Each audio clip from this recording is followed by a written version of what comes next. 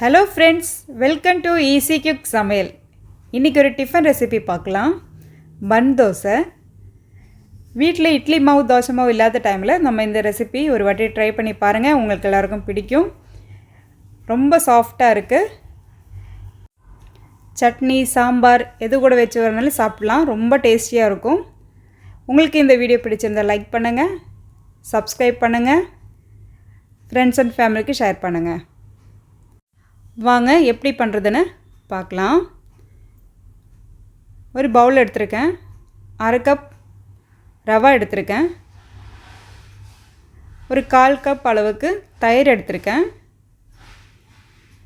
இது ரெண்டுமே மிக்ஸ் பண்ணி மூடி போட்டு வைக்கலாம். ஒரு 10 நிமிஷம் ரெஸ்ட்டில் இருக்கட்டும்.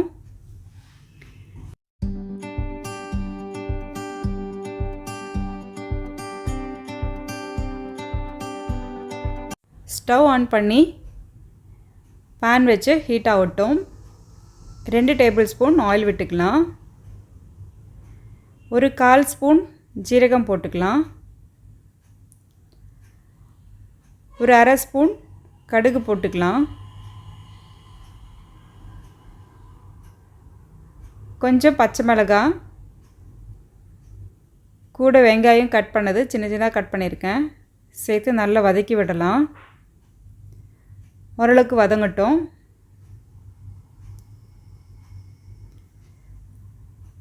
கொஞ்சம் கருவேப்பிலை, கொத்தமல்லி ரெண்டுமே சேர்த்து நல்லா மிக்ஸ் பண்ணிக்கலாம். தாளிப்பு தயாராகிடுச்சு. ஒரு மிக்ஸி ஜாரில் நம்ம ஊற வச்ச ரவையும் தயிரும் சேர்த்து 1 கிளாஸ் தண்ணி விட்டு உப்பு 1 ஸ்பூன் போட்டிருக்கேன். நீங்கள் பார்த்து போட்டுக்கோங்க.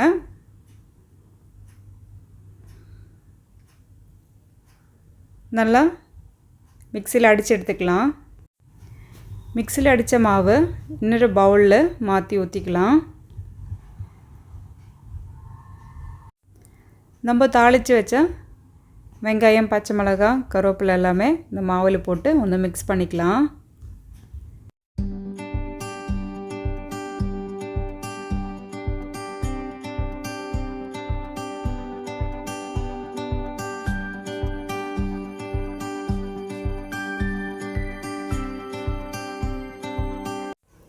அடுப்பு ஆன் பண்ணி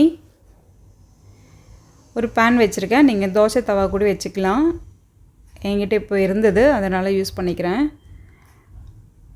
கொஞ்சம் ஆயில் விட்டு நம்ம மிக்ஸ் பண்ண மாவு ஊற்றிக்கலாம்.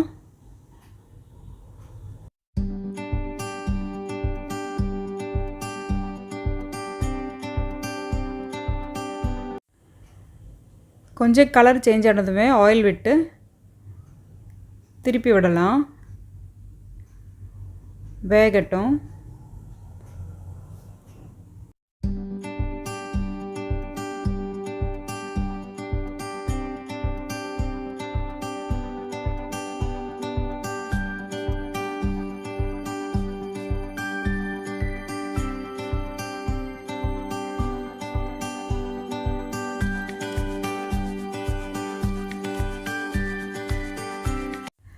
நம்மளோட சிம்பிளான ரெசிபி ரெடி ஆகிடுச்சு. இந்த பன் தோசை நீங்கள் வீட்டில் ட்ரை பண்ணிவிட்டு எப்படி இருக்குன்னு சொல்லுங்கள். என்ஜாய் பண்ணுங்கள். தேங்க்ஸ் ஃபார் வாட்சிங்.